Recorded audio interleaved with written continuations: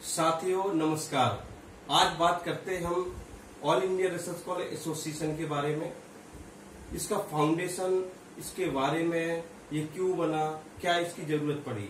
जैसा कि हम जानते हैं कि 2018 में और उससे पहले भी 2014 में जब हाइक एंड फेलोशिप हुआ, उस टाइम ऑल ओवर इंडिया के सभी स्टूडेंट यूनाइटेड हुए और गवर्नमेंट के साथ फाइट करते रहे कि हमारी फेलोशिप बढ़नी चाहिए।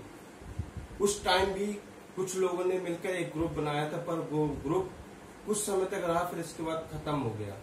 फिर जब 2018 में आफ्टर 4 ईयर फिर से ये बात उठी कि हमारी फेलोशिप बहुत कम है।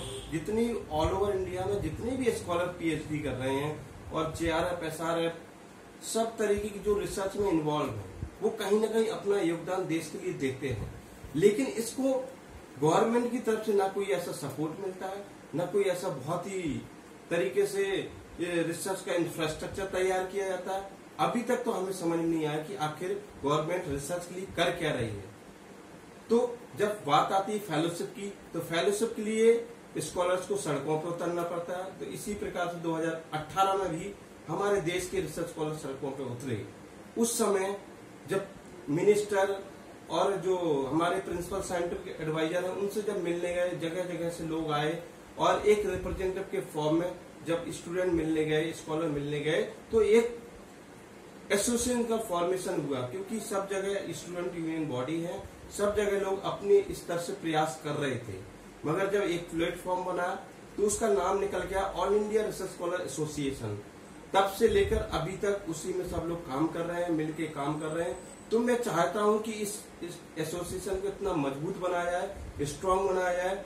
इसके माध्यम से जो भी रिसर्च स्कॉलर की प्रॉब्लम्स हैं, उनको उसके माध्यम से उसको सॉर्ट आउट किया जाए। मिनिस्ट्री और फंडिंग एजेंसी जहां से भी प्रॉब्लम सॉर्ट होती है, वहां से उसको किस प्रकार से चैनल फॉर्म में सॉर्ट आउट किया जाए, सॉल्व किया जाए, इसके लिए एसोसिएशन का वर्क होगा।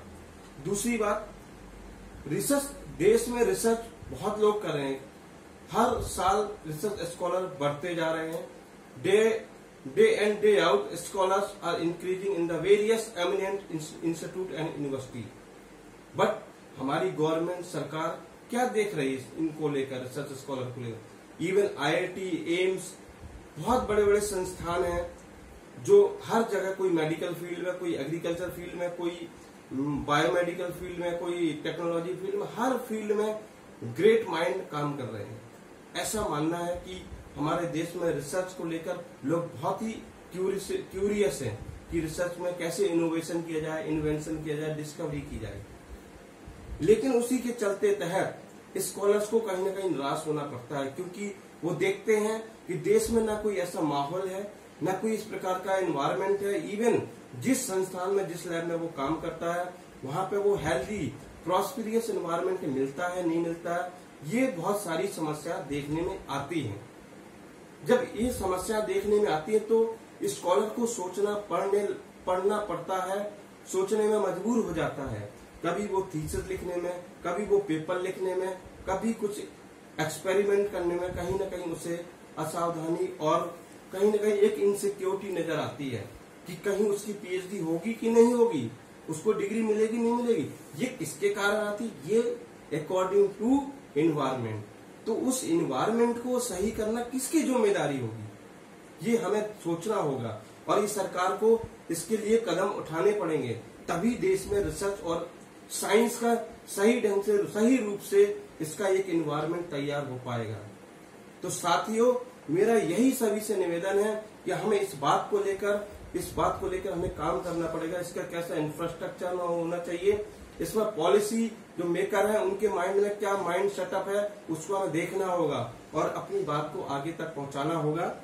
दूसरी बात आती है, मैं अभी सभी जितने भी ऑल ओवर इंडिया में स्कॉलर्स हैं, मैं सभी से रिक्वेस्ट करता हूं, प्रार्थना करता हूं कि कृपया करके जो नॉन पॉलिटिकल इंडिपेंडेंट जो साइंटिफिक फोरम जो बनाया गया all India research scholar association, इसके साथ जुड़ें और इसका एक गूगल फॉर्म बनाया है जिसमें एक छोटी सी डिटेल मांगी गई है कि आप किस संस्थान में पीएचडी कर रहे हैं, आप किस पे काम कर रहे हैं। तो ये छोटी छोटी इन्फॉर्मेशन है, तो आप कृपया इसमें भरें, जिससे हम सभी के साथ एक कम्युनिकेशन कर सकें। वेल कम्युनिकेशन बहुत जरूरी है। जब तक कम्युनिकेशन नहीं होगा, जब तक हम यूनाइट होना बहुत कठिन होगा।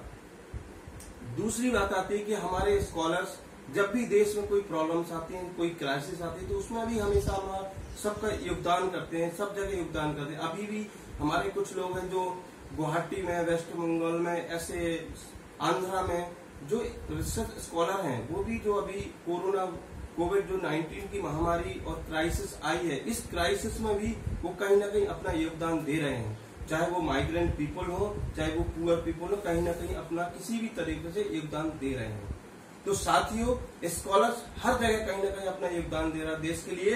तो सरकार को स्कॉलर्स के बारे में सोचना होगा कि इन्वेंशन, इनोवेशन कैसे रिसर्च की जाए, उसमें कितना इन्वेस्ट किया जाए, कैसे उसमें बहुत सारी चीजें री इम्प्लीमेंट करने की जरूरत है। स्कॉलर्स हमेशा उसको इग्नोरेंस और उस तरीके से देखा जाता है कि जो फैसिलिटी है इंडिया में, वो फैसिलिटी क्यों नहीं जो बाहर है। अगर देश में जो हमारे लीडर हैं, जो हमारे देश के जो पॉलिसी मेकर हैं, जो हमारे सीनियर साइंस को रिप्रेजेंटेटिव हैं, वो अगर देश में रिसर्च को बहुत अच्छे से करा सकते हैं, मगर उसका इंफ्रास्ट्रक्चर वेल मैनेज होना चाहिए। स्टूडेंट के बीच में जहां स्टूडेंट रिसर्च कर रहा है, वो एक हेल्दी, वेल्दी और प्रॉस्पेरियस एनवायरनमेंट बहुत जरूरी है। तभी हम अपने माइंड को सही ढंग से कर पाएंगे। हम किसी भी फैकल्टी के साथ, किसी भी संस्था में, किसी भी गाइड के साथ काम करते हैं, तो लैब में वेल फैसिलिटी और वेल प्रॉस्पेरियस एनवायरनमेंट हो। डेफिनेटली ये मेरा दावा है, ये मेरा कहना है कि स्कॉलर्स बहुत ही